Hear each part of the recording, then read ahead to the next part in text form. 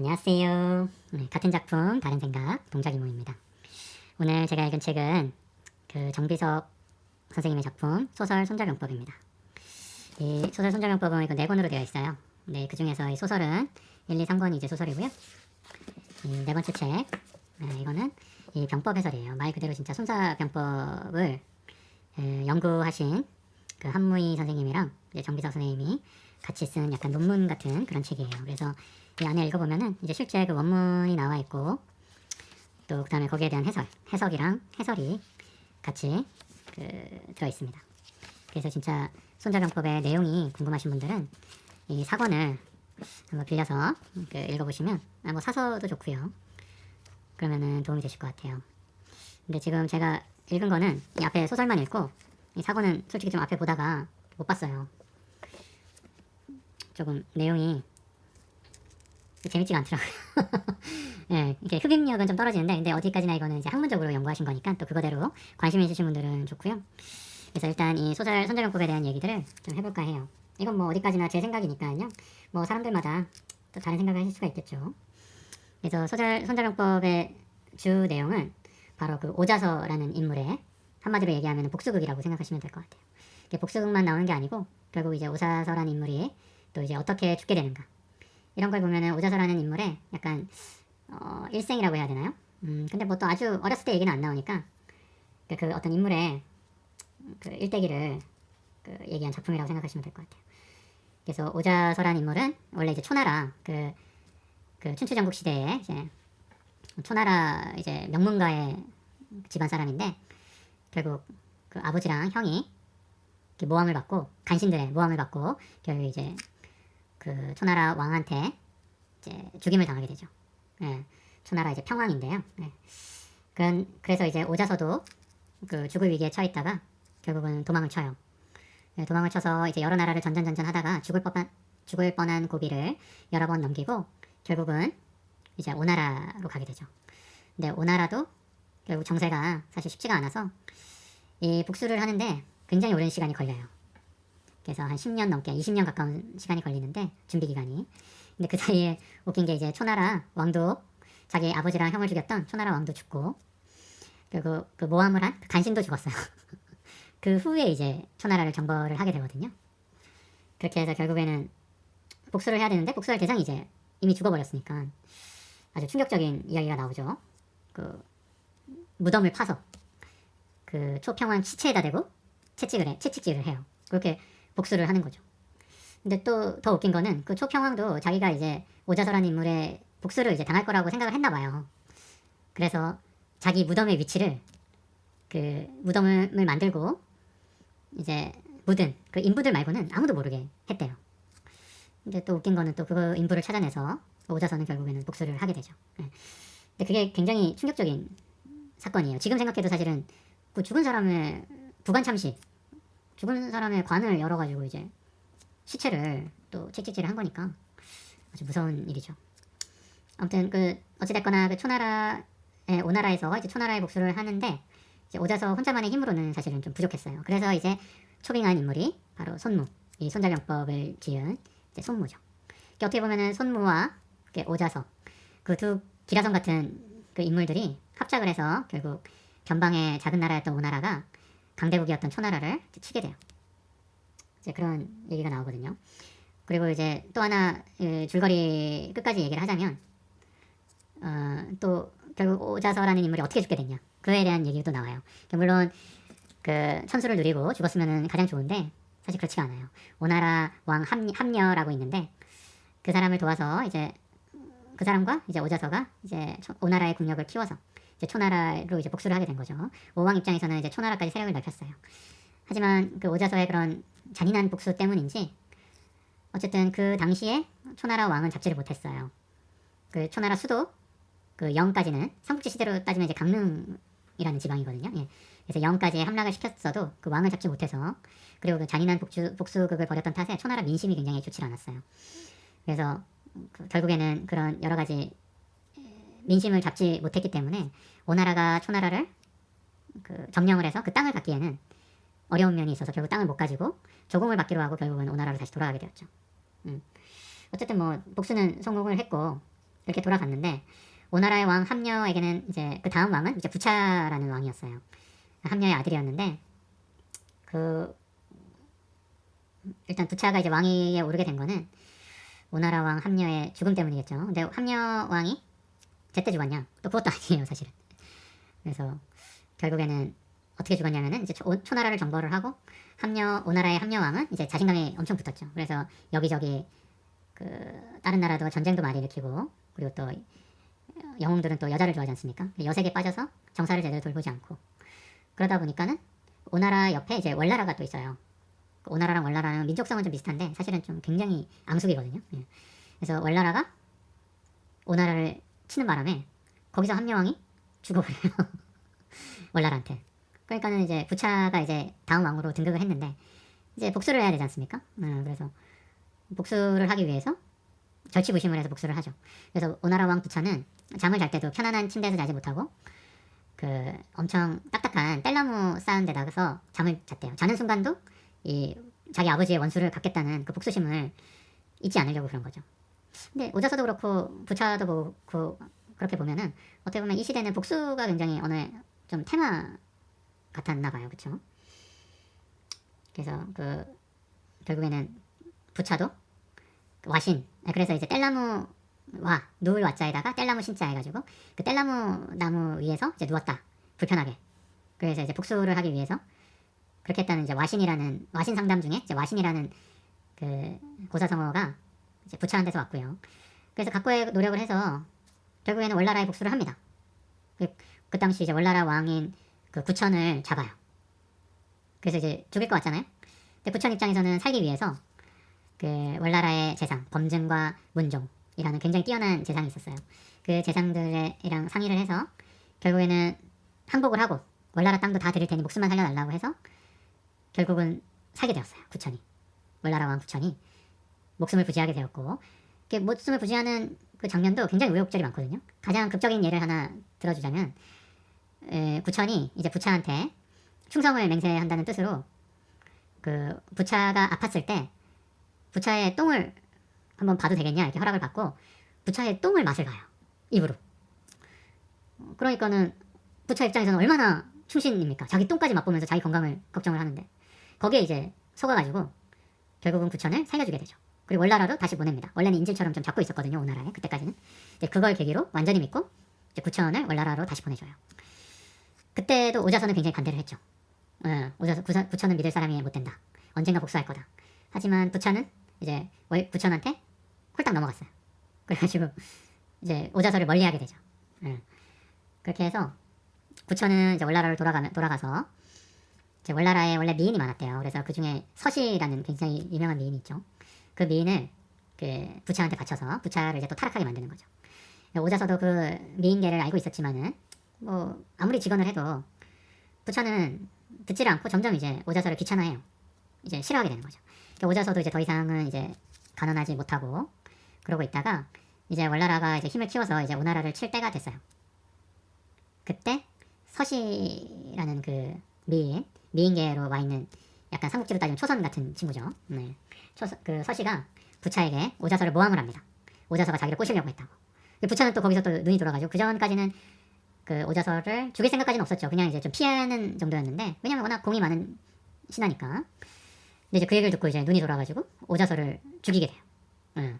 말하자면 뭐 자살하게 만든 건데 오자서는 죽으면서 아들한테 내 두 눈을 뽑아서 오나라 동쪽 성문에 걸어 놓으라고 했대요. 왜 그랬냐면 이제 월나라가 동쪽에서 쳐들어오나 보죠. 월나라가 쳐들어와서 오나라를 멸망시키는 거를 자기 눈으로 똑똑히 보겠다. 그런 뜻으로 그런 유언을 남겼다고 해요. 그리고 결국 오자서도 죽고 이제 충신 능력 있는 신하는 이제 거의 없으니까 월나라의 그 구천에 쳐들어오는 거를 결국 막지 못하고 그 오왕 부차는 또 월나라 왕 구천에게 이제 죽게 됩니다. 그리고 월나라 왕이 그래서 이제 돌아가면 그 이제 부차가 풀어졌지 않습니까? 그래서 월나라로 다시 돌아가서 그때 자기 드나드는 그 궁전의 그 위에다가 문 위에다가 웅당 쓸개를 달아놨대요. 그래서 복수하는 걸 잊지 말자. 이제 그런 뜻으로 이 월나라 구천 왕은 그 쓸개가 굉장히 쓰지 않습니까? 그거를 씹으면서 다녔대요. 그 문을 지나다니면서 씹어서 그 쓰디 쓴 그 맛을 느끼면서 내가 이 수모를 잊지 않고 결국 복수를 하겠다. 그래서 상은 이제 맛보다는 뜻이거든요. 담은 이제 쓸개담이에요.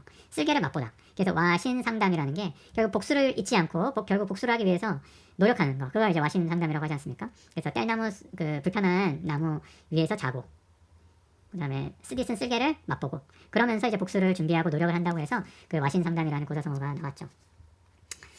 뭐 어쨌거나 다시 이야기로 돌아가자면 그 월나라가 결국엔 부차를 죽입니다. 부차 입장에서는 굉장히 오자서의 말을 안 들은 게 후회스러웠겠죠. 하지만 이미 시간은 되돌릴 수가 없어요. 엎질러진 물이고 예. 그렇게 해서 이제 오자서의 비극적인 죽음까지 이렇게 나옵니다. 예, 그리고 이제 앞부분에 보면 이제 어떻게 중국 역사가 그 춘추 전국 시대를 들어가게 되었냐 이제 거기에 대한 얘기가 잠깐 나오는데 나름 인상적이었어요. 이게 뭐 사마천의 사기에 나와 있는 거를 기준으로 해서 아마 쓴 것 같은데 뭐 처음에 이제 삼왕오제 시절이 있어요. 중국 고대 역사. 그때는 뭐 나라의 기틀을 아직 제대로 잡지 못한 시기라고 생각이 드는데 뭐 복희씨, 신동씨, 황제 뭐 이런 사람들이 있고 그 다음에 뭐 우리가 잘 아는 요순 시대라고 그러죠. 뭐 요임금, 순임금, 그 다음에 우임금. 그래서 그때는 사실은 그 지도자 뭐 그때는 황제라는 이름은 그 명칭은 없었으니까 그 지도자격인 그 자리를 아들한테 물려주는 게 아니라 아주 덕이 있는 사람한테 이제 물려줬어요. 그걸 이제 선양이라고 하죠. 그래서 이제 요 임금은 이제 순임금한테 원래는 순은 그 요 임금의 신하였어요. 요도 당연히 신하였다가 이제 왕이 된 거고 그 다음에 순임금은 또 우임금한테 신하였던 우임금한테 그 넘겨줬어요. 우임금이 바로 치수를 굉장히 잘했다고 해요. 치수라고 하면 이제 강이 그때는 황하가 이제 막 범람하고 이러니까 그러면 피해가 크지 않습니까? 그러니까는 피해가 좀 잘 안 가도록 그 강도 좀 깊이 파서 잘 범람하지 않게 만들고 이제 그렇게 물을 다스리는 사업을 치수 사업이라고 한 것 같아요. 그래서 그렇게 함으로써 좀 많은 그 업적을 얻었던 것 같아요. 근데 우임금도 선양을 하려고 했겠죠. 근데 선양하려고 찍은 사람이 자기는 임금을 안 하겠다고 약간 그랬나 봐요. 그래서 어쩔 수 없이 그러면 누가 왕이 되냐 하다가 결국 추대된 게 우임금의 아들이었어요. 그러니까 우임금부터 이제 말하자면 아들한테 세습을 하는 아들로 이렇게 물려주는 거죠. 왕의 자리를. 그런 전통이 좀 생기기 시작을 해서 그래서 우임금부터가 이제 하나라 우리가 하은주라고 보통 하죠. 근데 원래는 은나라가 아니라 상나라인데 하상주의 하나라가 바로 우임금이 세운 나라였어요. 그래서 하나라가 쭉 가다가 결국 말희라는 그 여자가 있어요. 굉장히 예뻤대요. 그래서 나라를 이렇게 망친 여자 이거 이제 경국지색이라고 하죠. 경국지색 나라를 기울게 기울이게 만들 정도로 예쁜 여자 그래서 경국지색이라고 하는데 그래서 그 걸왕 하나라의 마지막 왕이 걸왕이거든요. 걸왕이 이제 마리에 빠져서 정사를 제대로 돌보지 않다가 그다음에 상나라의 탕왕이 이제 군사를 이끌고 이제 걸왕을 쳐요. 그렇게 해서 이제 결국 하나라는 망하고 이제 탕왕의 이제 상나라가 이제 세워지게 되죠. 그다음에 상나라도 이제 쭉 가다가 결국에는 달기라고 하는 또 경국지색이 있어요. 그래서 상나라의 마지막 왕인 주왕이 그 달기에 빠져가지고 그렇게 좀 정사를 돌보지 않고 충신을 죽이고 이제 그럴 때 이제 주나라를 세운 무왕이죠. 무왕이 이제 태국망을 모시고 그 얘기가 나와요. 저는 그게 몰랐는데 재밌더라고요. 그래서 태국망이 80세 나이로 이제 주무왕한테 이제 등용을 해서 결국 상나라의 주왕을 쳐서 상나라를 멸망시키죠. 그래서 이제 세운 나라가 이제 주나라. 근데 주나라도 이제 좀 쭉 잘 가고 있다가 주나라가 이제 땅이 커지니까 이제 우리 역사 세계사 시간에 배우지 않습니까? 이제 봉건제를 실시하고 있었는데 봉건제가 이제 제후를 임명을 해서 다스리는 거죠. 이제 그러니까 왕이 직접 다스리는 도시가 있고 그다음에 제후들이 좀 다스리는 곳이 있고 뭐 이제 그렇게 조화롭게 하고 있었는데 그래서 왕이 부르면 이제 제후들은 군사를 이끌고 도와주러 와야 되거든요. 뭐 왕의 나라에 무슨 문제가 있으면. 근데 이제 또 이제 주나라가 이제 그 조금 왕권이 이제 약해지고 있을 무렵에는 포사라는 또 경국지색이 있죠. 포사라는 그런 여자에 빠져가지고 왕이 장난을 쳐요. 이렇게 봉화를 올리면 이제 제후들이 군사를 이끌고 막 수도로 이제 달려오게 돼 있는데 이 포사를 기쁘게 해주려고 이 주나라 왕이 미쳤죠. 그 위급한 상황이 없는데도 봉화를 피운 거예요. 그래서 온 제후들이 군사를 이끌고 오니까 그게 재밌다고 이제 포사가 웃었나 봐요. 그러니까 그 포사를 웃게 해주려고 그 미친 짓을 벌인 거죠. 그러니까는 이제 제후들은 기분이 어떻겠어요? 양치기 소년 같은 거죠. 뭐 중국 땅덩어리가 그렇게 넓은데 이렇게 수도까지 이제 군사들을 이끌고 왔는데 양치기 소년한테 당한 거잖아요. 그래가지고 조금 기분이 안 좋아서 있는데 마침 그때 견융 그 이민족이 쳐들어와가지고 주나라의 장한 그 당시는 함양이었나요? 아무튼 뭐 수도를 쳐버렸어요. 근데 그때 봉화를 올렸는데 제후들이 아무도 안 온 거죠. 그래가지고 어찌저찌 해가지고 주나라가 이제 낙양으로 천도를 하게 됐어요. 그걸 계기로. 그때부터는 이제 동주 서주라고 해서 동쪽에 있던 주나라가 이제 서쪽으로 수도를 옮기면서 이제 그때부터는 본격적으로 춘추 전국 시대로 이제 들어가는 거예요. 이제 왕의 명령이 그 전까지는 미쳤는데 이제 잘 미치지가 않고 제후들이 각자 이제 힘이 강해지면서 이제 서로 이제 난립하는 거죠. 그거를 이제 춘추 전국 시대라고 해요. 조금 더 이제 심해진 게 이제 전국 시대. 그래도 왕의 눈치를 좀 보던 때는 이제 춘추 시대. 뭐 이렇게 된 것 같아요. 그래서 첫 번째 이제 오자서라는 인물 얘기를 드렸고요. 두 번째는 이제 중국 고대 역사 잠깐 얘기를 했고, 그 다음에 이제 세 번째 얘기하고 싶은 게 이제 손무에 대한 순자병법을 쓴 손무에 대한 거예요. 이 책을 읽어보면 이제 손무가 나오는데 처음에는 손무랑 이제 공자도 나와요. 우리 공자 잘 알죠? 논어를 쓰고 뭐 논어를 쓰는 공자, 유교의 창시자.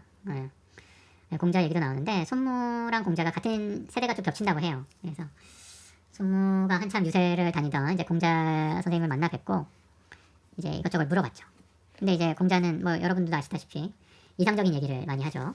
뭐 임금은 임금답게, 신하는 신하답게, 아버지는 아버지와답게, 자식은 자식답게 행동하면 아무 문제가 없다고. 근데 그걸 몰라서 그런 게 아니잖아요. 구체적으로 방법이 어떻게 해야지 그렇게 되냐.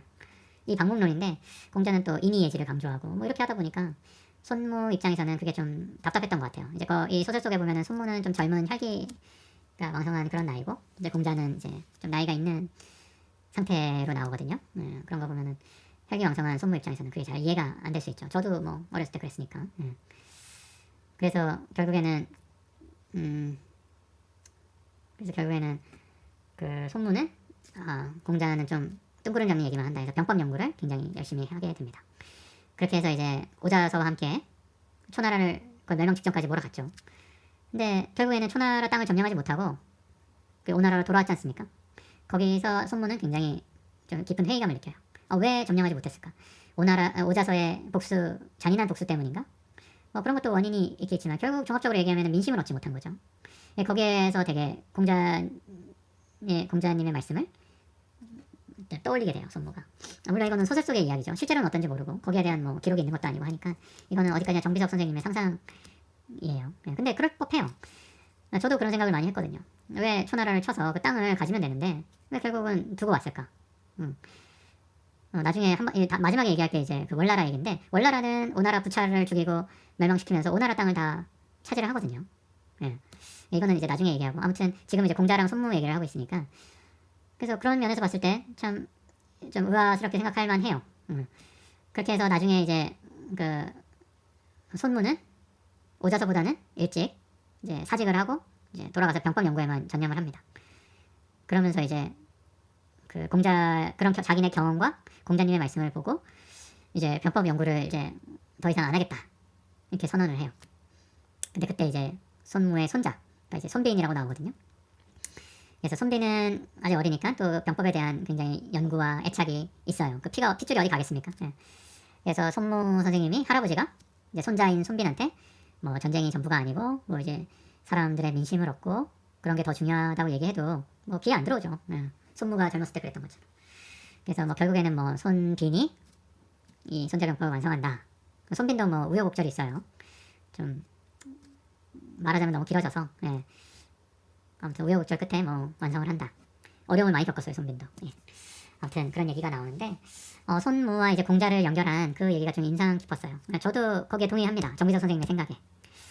전쟁을 이겨서 전쟁이라는 게 워낙 물자도 많이 들고 모든 사람의 희생이 필요하고 온 나라가 매달려야 되는 일인데 결국 땅을 점령하지 못하고 이제 회군하게 되면은 다 그냥 물자만 없애버리는 거거든요. 그렇기 때문에 소득이 없죠. 그러니까 그런 전쟁은 일으키지 못한 거예요. 그래서 그런 걸 생각을 하면 전쟁도 불가피한 면이 있지만 전쟁에 승리했을 때 그 지방을 다스리는 거, 민심을 빠르게 안정시키는 거, 또 그 지방 사람들한테 행정관을 파견하고 이런 체계적인 관료 시스템이 있어서 이제 우리의 시스템 안으로 끌어들이는 거, 이런 게 사실은 더 중요한 것 같아요. 근데 시스템이 있다고 하더라도 또 사실은 사람이라는 게 기계적으로만 움직이는 게 아니지 않습니까?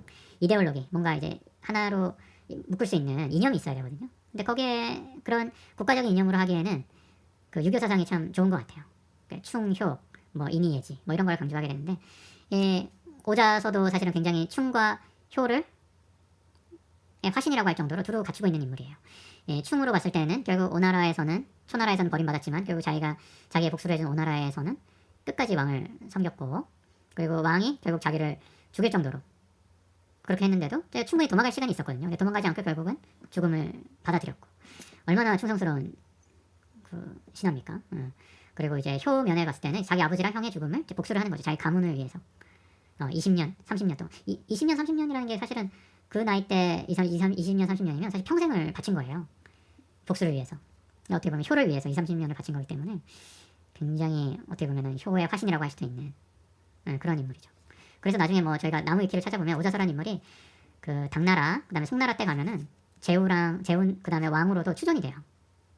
그때 이제 충효를 강조하고 싶었던 모양이죠. 그 당시 분위기가. 그래서 뭐 그런 일까지 있었으니까 굉장히 뭐 어떻게 보면은 상징적인 인물일 수 있는 거죠. 그래서 손무와 공자 얘기까지 했고 이제 마지막 얘기하고 싶은 게 아까 그 오나라가 초나라를 점령했을 때랑 월나라가 오나라를 정벌했을 때 오나라는 초나라의 땅을 얻지 못했는데 월나라는 오나라의 땅을 얻었어요. 그게 왜 그렇게 됐냐? 거기에 대한 제 생각을 한번 얘기해보고 싶었어요. 그래서 이것도 뭐 저도 제미나이나 이렇게 좀 한테 물어봐서 조금 안 건데 왜 그런 차이가 났을까? 물론 이제 오나라가 초나라를 쳤을 때는 그 왕을 잡지를 못했어요. 뭐 그런 것도 있지만은 초나라가 오나라보다는 좀 더 문화가 길었죠. 그래서 문화력에서 문화의 힘에 의해서 그 오나라가 초나라를 그 다스릴 수가 없었던 것 같고 또 하나는 왕을 또 잡지를 못했고 그 다음에 이제 오자자의 복수로 인해서 민심을 수습을 제대로 했었어야 되는데 그걸 못했어요. 그런 면이 있었고 반면 이제 월나라가 오나라를 쳤을 때는 사실 오나라랑 월나라랑 그 이웃 나라고 사이가 안 좋긴 하지만은 민족적이나 문화적으로는 좀 유사성이 있었다고 해요. 이건 재미나이한테 들은 건데 그래서 그런 유사성이 있었기 때문에 아무래도 동화되기가 쉬웠고 또 이제 월나라는 좀 체계적인 그 관료 시스템이 있었던 것 같아요. 그 법녀나 문종이라는 그 훌륭한 재상들이 시스템을 잘 잡아놨겠죠. 그래서 그거를 월나라 구천이 그 오나라 부차를 이제 죽이고 복수를 하면서 그 오나라의 시스템에다가 월나라를 시스템을 이식을 하는 작업을 꽤 훌륭하게 진행을 한 것 같아요. 그렇게 해서 결국 월나라는 오나라의 땅을 그리고 국민들을 다 흡수를 하게 되었죠. 그래서 그런 차이로 인해서 그런 차이점이 있었다고 합니다. 그래서 저는 되게 그런 게 궁금했어요. 춘추 5패라는 얘기 들어보셨어요. 전국 칠웅 뭐 이런 얘기를 들어보셨을 텐데 5패, 칠웅 이러면서 이제 패권은 계속 돌아가면서 나라들이 패권을 차지하게 되었었는데 결국 통일을 한 거는 이제 진시황 때 진나라가 이제 통일했지 않습니까? 그 전까지는 완전히 그 땅을 흡수하지 못했어요. 그래서 왜 그러지 못했을까? 저는 그게 사실 좀 처음에 궁금했거든요. 옛날 그 춘추전국 시대를 배우면서도 그랬고 분명히 센 나라가 있긴 있었어요. 거의 통일도 가능했는데 왜 못했을까? 이런 생각들을 많이 했었는데 그 주나라가 뭐 건재했다고 하더라도 그러면은 뭐 전국 칠웅 때는 했어야 되는 거 아닙니까? 근데 전국 칠웅도 결국은 돌아가면서 그 강대국이었는데 결국에는 진나라가 많이 통일을 했거든요. 그래서 그런 거 보면 이제 진나라의 진시황제의 그 시스템 그 굉장히 상항이라는 재상이 법과 정신을 이제 도입을 해서 법이 굉장히 엄격한 나라였지 않습니까? 진나라가 상항이나 뭐 여부리 뭐 또 이제 여러 그 진나라의 그 훌륭한 재상들이 그런 토대를 잘 잡아서 강대국을 진짜 이제 전국을 통일할 만한 강대국을 만들었던 것 같아요. 아무튼 저는 이제 소설 손자병법을 재밌게 잘 읽었고요. 근데 뭐 기회 되시면은 뭐 읽어보시는 것도 좋고 읽어보신 분이 계시면은 또 거기에 맞춰서 같이 그 얘기해보는 시간도 있으면 좋겠습니다. 아무튼 저는 뭐 이런 생각이 들었다는 거를 한번 얘기해보고 싶었고요. 그래서 그 손자병법에 대한 이야기는 여기서 마치겠습니다. 감사합니다. 동작 이몽